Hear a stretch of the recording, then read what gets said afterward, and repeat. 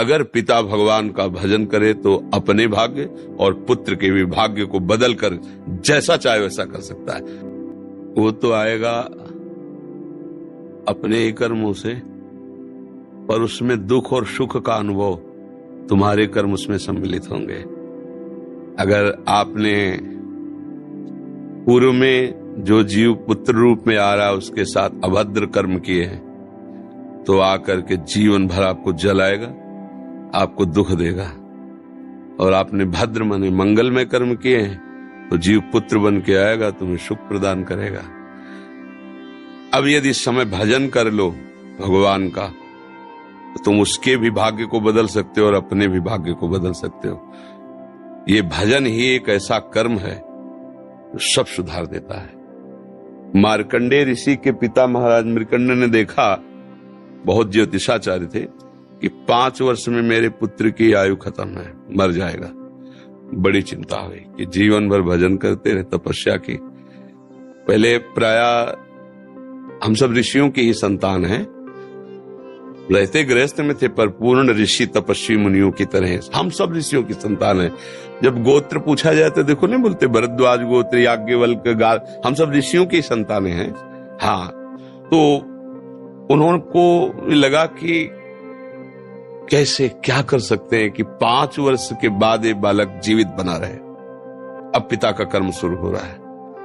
पूर्व संयोग इतने ही वर्ष का था, अब उनका नया कर्म काम कर रहा है।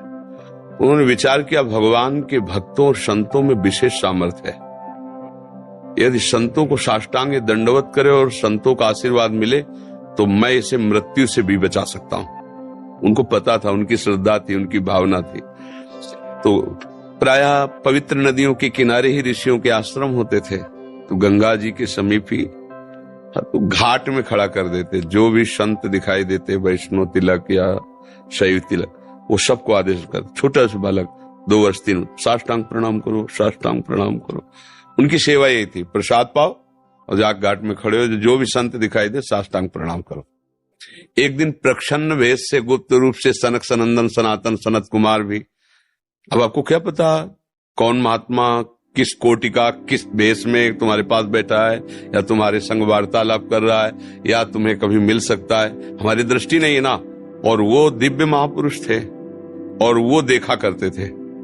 जब साष्टांग प्रणाम किया तो चारों संत वेश में थे, उनका चिरंजीवी भाव, बस वो आ गए। कहा महाराज मेरी दृष्टि अचूक है, आप सनक सनंदन सनातन सनत कुमार चारों ब्रह्म कुमार है ना, प्रच्छन्न वेश से आप घूम रहे हैं, ये तो अभागी है, 5 वर्ष में इसकी मृत्यु हो जाएगी। और आप कह रहे हैं चिरंजीवी भव, तो आपके वचन मिथ्या या इसका भाग्य मिथ्या? इसी बात में बैठे थे कि कोई न कोई महापुरुष जब फंसेगा तो ये भाग्य को मिटा सकता है, साधारण थोड़ी मिटा पाता है, महापुरुष ही मिटा पाता है, उसमें सामर्थ्य होती है। तो उनका ठीक है, चिरंजीवी तो रहेगा ही।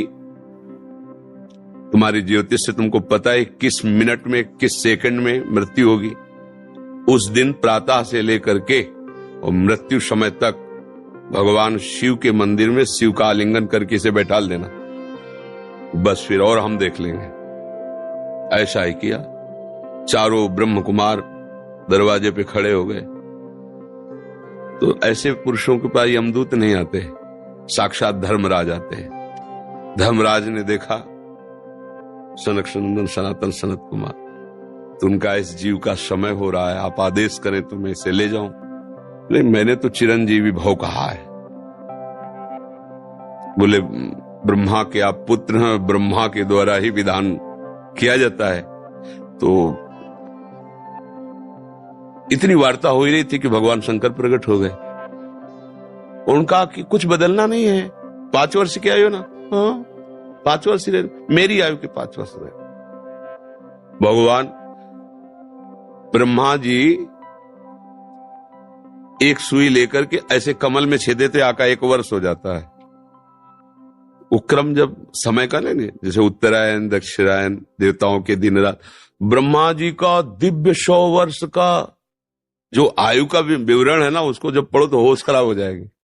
एक दिन में 74 मनु बदल जाते हैं, इंद्र बदल जाते हैं एक दिन में। और भगवान का समय, वो जो ब्रह्मा जी का समय, निमेष, पलक झपकना, इतने ब्रह्मा की पूरी आयु हो गई। 5 वर्ष उनके, आज तक मार्कंडेय जी जीवित है, उनको चिरंजीवी ऋषि कहा गया है मार्कंडेय जी का। अगर पिता भगवान का भजन करे तो अपने भाग्य और पुत्र के भी भाग्य को बदल कर जैसा चाहे वैसा कर सकता है। भावी मेट सके त्रिपुरारी। अगर भजन बल है तो फिर आनंद ही आनंद है, नहीं तो दोनों के कर्म संयोग से ही संयोग बनता है। तो तुम्हारे लो पुत्र रूप में आ रहा है। अभी हमारा आपका पूर्व जन्म का कोई संयोग तो आपको देखते ही चिढ़ पैदा हो जाएगी। आप ऐसे वचन बोलेंगे कि मेरा हृदय जलने लगे, ये आदमी क्यों आया हमारे सामने? वो हमारा कर्म है जो आपको भी जला रहा है, मेरे को भी जला रहा है, दोनों में द्वेष पैदा कर रहा है।